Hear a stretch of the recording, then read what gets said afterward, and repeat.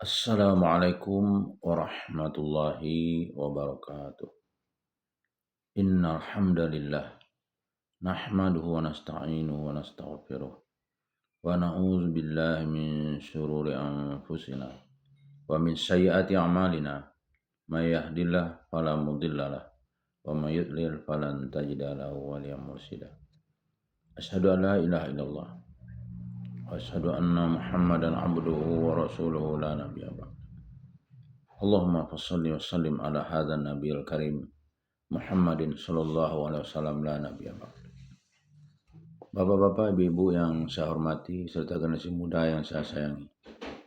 Baiklah, pada kesempatan yang berbahagia ini kita akan melanjutkan membaca buku Pedoman Salat yang disusun oleh Profesor Dr. Tengku Muhammad Hasbi As-Siddiqi. Bismillahirrahmanirrahim. Hikmah, gerakan dan ucapan dalam salat. Ibadah salat baik dalam gerakan maupun bacaan di dalamnya mempunyai rahasia dan hikmah yang perlu diketahui. Hikmah menghadap kiblat dalam salat dan memulainya dengan takbir. Kita menghadap kiblat dan bertakbir di permulaan salat adalah untuk menyatakan kekhuduan atau kerendahan diri kita kepada Allah Subhanahu wa taala dan bertawajjuh. Khudu hati dan tawajjuh kepada Allah Subhanahu wa taala karena membesarkannya. Cinta dan takut kepadanya adalah urusan yang tersembunyi, perlu dibuktikan dengan perbuatan. Karena itu Nabi Shallallahu Alaihi Wasallam membuktikannya melalui: pertama, berdiri menghadap kiblat dengan muka dan tubuh; kedua, membaca Allahu Akbar dengan lisan. Secara tabiat manusia, apabila suatu keinginan telah bersemi dalam jiwanya, akan tercermin lewat ucapan dan perbuatan. Nabi Shallallahu Alaihi Wasallam bersabda, sesungguhnya dalam tubuh manusia ada segumpal darah. Apabila dia baik, baiklah tubuh seluruhnya. Hadis riwayat Al-Bukhari, Muslim, dan lain-lain dari An-Nu'man bin Bashir. Perbuatan lisan dan anggota adalah cermin dari apa yang dikandung hati. Allah Subhanahu wa taala Maha Suci dari jurusan atau jihad. Maka kita diwajibkan berdiri menghadap ke rumahnya atau Baitullah. Sebesar-besar syiar ialah maqam atau bertawajuh kepadanya.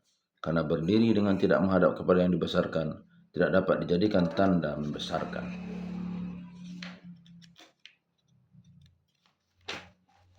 Ketika takbir adalah sebaik-baik ibarat yang menyatakan ketundukan hati untuk membesarkan Allah Subhanahu wa taala, maka dipakailah takbir di maqam tawajuh tersebut. B. Mengapa kita disyariatkan mengangkat tangan ketika takbir? Mengangkat tangan adalah suatu cara untuk membesarkan. Kita melakukannya untuk memberitahukan bahwa kita telah berpaling dari selain Allah Subhanahu wa taala dan masuk dalam upacara munajat, serta untuk mengingatkan diri bahwa kita telah meninggalkan semua perbuatan yang bertentangan dengan salat. Oleh karena itu, lakukanlah pengangkatan tangan di tiap-tiap permulaan salat, yakni di tiap-tiap pekerjaan yang tiga, yaitu berdiri, ruku, dan sujud. Tidak dilakukan hal tersebut untuk sujud karena dicukupkan dengan ruku. Berdiri i'tidal disyariatkan untuk memisahkan antara ruku dengan sujud. Karena itu, pengangkatan tangan untuk berdiri dipandang sebagai untuk sujud juga. C. Mengapa disyariatkan meletakkan tangan kanan di atas tangan kiri? Meletakkan tangan kanan di atas tangan kiri dalam berdiri, menyusun kedua kaki, dan melihat ke tempat sujud menandakan ketakziman dan untuk mengumpulkan anggota-anggota lahir sebagaimana kita mengumpulkan tenaga-tenaga batin. D. Mengapa membaca iftitah sebelum Al-Fatihah di rakaat pertama? Membaca iftitah adalah untuk menyatakan bahwa kita telah hadir berdiri di hadapan Allah Subhanahu wa taala untuk menghadap hadaratnya yang maha kudus untuk melaksanakan kewajiban munajat. Ulama-ulama berbeda pendapat tentang doa iftitah yang terpilih untuk menyatakan maksud tersebut. Sebagian ulama ada yang memilih zikir yang mengandung sanjungan pengakuan kebesarannya dan kesempurnaan nikmatnya, serta mengandung pengakuan tanzih, yakni pengakuan maha suci Allah dari kekurangan dan dari bersekutu, takrim dan ta'zim, yaitu subhanakallahumma wa bihamdika wa tabarakasmuka wa ta'ala jadduka wa la ilaha ghairuk. Ada yang memilih zikir tawajjuh wajjahtu wajhiya hingga akhirnya, karena mengingat kelengkapan pengertiannya. Ulama yang memilih ucapan pertama mengutamakan ketinggian makna dan sahnya riwayat. Ulama yang memilih doa tawajjuh mengutamakan kelengkapan makna. Mengapa disyariatkan membaca ta'awuz sebelum Al-Fatihah? Sebesar apapun gangguan setan yang memudaratkan, yang kita hadapi ialah was-was atau keraguan dalam mengartikan kitab Allah Subhanahu wa taala. Karena itu kita berta'awuz sebelum Al-Fatihah supaya terpelihara dari memahami Al-Qur'an dengan paham yang keliru, dan supaya terpelihara dari gangguan-gangguan lintasan gurisan hati serta khatir-khatir hati. Apa hikmah ditentukan zikir Al-Fatihah dalam berdiri? Menentukan zikir lebih mampu mengumpulkan persatuan umat, lebih mudah dituruti, dan lebih terpelihara dari masing-masing orang berpegang pendapat sendiri. Al-Fatihah ditentukan untuk dibaca dalam berdiri, karena Al-Fatihah adalah doa yang jami yang telah diturunkan Allah Subhanahu wa taala kepada hambanya.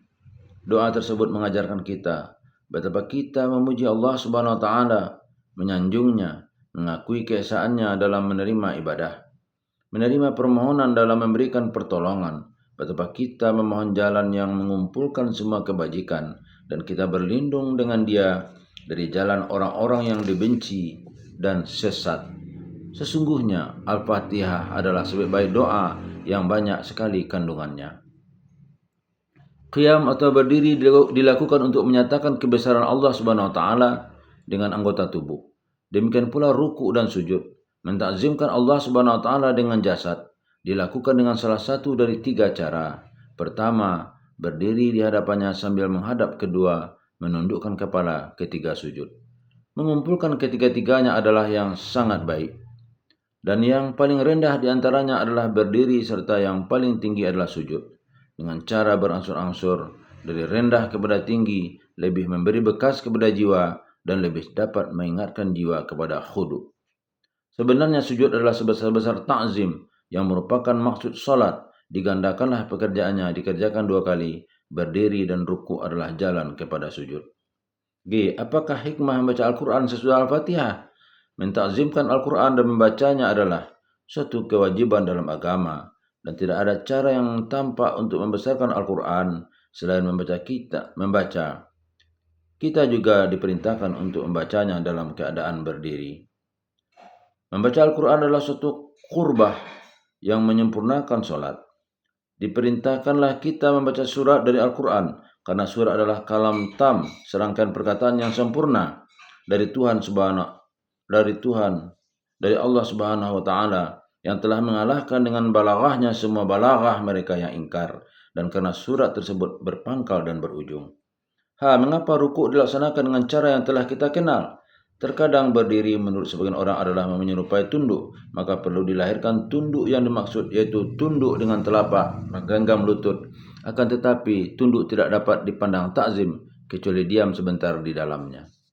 Mengapa sujud dikerjakan dengan cara yang telah kita ketahui? Meletakkan dahi di atas tikar ada juga dengan tengkurap, tidur di atas perut. Perlu dibedakan untuk meletakkan dahi untuk takzim dengan sujud atas 7 anggota tubuh. Mengapa i'tidal diletakkan antara ruku dan sujud? Gerakan turun untuk sujud memerlukan tunduk, dan tunduk untuk sujud tidak dinamakan ruku. Hal tersebut hanya gerakan menuju sujud. Perlu dibedakan antara tunduk untuk ruku dengan gerakan tunduk menuju sujud dengan gerakan yang berbeda, supaya keduanya menjadi perbuatan taat yang berdiri sendiri. Gerakan yang membedakan atau memisahkan tersebut adalah i'tidal. Jadi i'tidal dilakukan untuk memisahkan antara tunduk untuk ruku dengan tunduk untuk sujud. Mengapa telunjuk digerak-gerakkan? Menggerakkan telunjuk adalah untuk mengisyaratkan tauhid dan supaya ada keterkaitan antara perkataan dan pekerjaan. Dengan gerakan tersebut, supaya apa yang diucapkan dan dibaca menjadi sesuai bermakna, tergambar dan terbentuk. Hay'ah dalam solat. Hay'ah ialah seperti mengangkat tangan dikala bertakbir, meletakkan tangan atas dada di dalam berdiri, dan mengisyaratkan dengan telunjuk dikala tahiyat. Dalam hay'ah dalam salat adalah sebagai berikut. 1. Disyariatkan kita meluruskan kaki ketika berdiri, yakni tegak dengan agak merapatkannya. Hal tersebut bertujuan untuk memperlihatkan sikap hormat dan takzim dan membuktikan adanya khudu. 2. Disarankan kita mengisyaratkan dengan telunjuk ketika bertahiyat untuk menggambarkan ketika berzikir menyebut Allah Subhanahu wa taala dengan anak-anak jari dan tangan apa yang dipahami hati dan diucapkan lidah seperti keadaan mengangkat dua tangan ketika bertakbir dan berisyarat dengan telunjuk. 3. Disyariatkan hay'ah adalah untuk mewujudkan sikap yang sopan dan santun yang jauh dari sifat ceroboh, tergesa-gesa, dan tidak senonoh, seperti cotokan ayam, lompatan ular, deruman unta, dan seperti sikap orang sombong yaitu berkacak pinggang. 4. Karena ketaatan tersebut layak dilakukan dengan tenang, tetap dan perlahan-lahan, seperti duduk istirahat, mendirikan kaki kanan, merebahkan kaki kiri dalam duduk pertama, karena duduk yang demikian lebih mudah untuk berdiri, dan seperti duduk atas sebuah punggung dalam duduk yang kedua, karena duduk yang semacam ini lebih raha atau senang keadaannya. L. Mengapa zikir disyariatkan dalam ruku dan sujud? Disyariatkan zikir dalam ruku dan sujud adalah 1. Untuk membangunkan jiwa agar sadar untuk khudu yang dimaksud dari ruku dan sujud tersebut. 2. Supaya tidak ada waktu dalam sholat tanpa zikir seperti takbir-takbir, zikir-zikir berdiri, dan zikir-zikir duduk. M. Mengapa takbir intiqal dikeraskan? Takbiratul intiqal dikeraskan suaranya oleh imam adalah untuk mengingatkan para makmum tentang berpindahnya imam dari rukun satu ke rukun yang lain. N. Mengapa disyariatkan bertakbir di tiap bangun dan turun? Takbir disyariatkan pada tiap bangun dan berdiri adalah untuk mengingatkan dan untuk memalingkan diri dari yang selain Allah Subhanahu wa taala dan untuk memberitahukan kepada jamaah.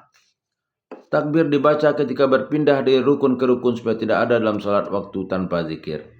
Mengapa tidak disyariatkan membaca takbir ketika bangun untuk i'tidal? Ketika seseorang yang salat bangun untuk i'tidal, maka dia tidak membaca takbir, tetapi hanya membaca Sami Allahu liman hamidah. Hal tersebut karena takbir tidak dibaca untuk menyatakan perpindahan dari satu rukun ke rukun yang lain, sedangkan i'tidal ialah kembali kepada rukun yang telah dikerjakan, yakni berdiri untuk meneruskan pujian dan untuk mewujudkan suatu amal yang memisahkan antara ruku dan sujud. Tetapi diucapkan tasmi untuk memberitahu akan kembali kepada berdiri untuk memulai sujud. Dalam berdiri sebelum sujud, kita sampaikan puji yang kita hadapkan kepada Allah Subhanahu wa taala. P. Mengapa bertasahud, bertahiyat dan berselawat sebelum salam? Sebelum salam kita harus bertahiyat atau bertasahud karena dalam gerakan duduk tersebut kita akan berdoa. Selayaknya sebelum berdoa kita memuji Allah Subhanahu wa taala dan setelah itu kita mengucapkan salam kepada Nabi untuk menghidupkan ingatan kita kepadanya dan mengakui risalahnya. Sesudah itu kita mengucapkan salam kepada hamba Allah Subhanahu wa taala yang soleh-soleh untuk menghidupkan rasa kesetiakawanan sosial, yakni perasaan wajib mendatangkan kesejahteraan kepada masyarakat. Sesudah itu kita bertasahud untuk memperbaharui ketauhidan. Kemudian kita berselawat kepada Nabi SAW karena tidak layak bagi kita berdoa untuk diri sendiri sebelum berselawat kepada Nabi. Setelah selesai barulah kita berdoa untuk kemaslahatan diri. Amat layak dilakukan ketika hampir selesai bermunajat atau salat. Mengapa disyariatkan menyudahi salat dengan salam? Menyelesaikan salat dengan berhadas atau dengan terus melakukan yang dilarang dalam salat atau merusakkan salat dianggap buruk dan keji dan berlawanan dengan sikap ta'zim. Karena itu perlu diadakan suatu perbuatan atau tata tertib untuk menandakan selesai upacara salat. Untuk itu dipakailah yang sebaik-baik kalam manusia, yaitu Assalamualaikum warahmatullahi. Billahi taufiq wal hidayah. Wassalamualaikum warahmatullahi wabarakatuh.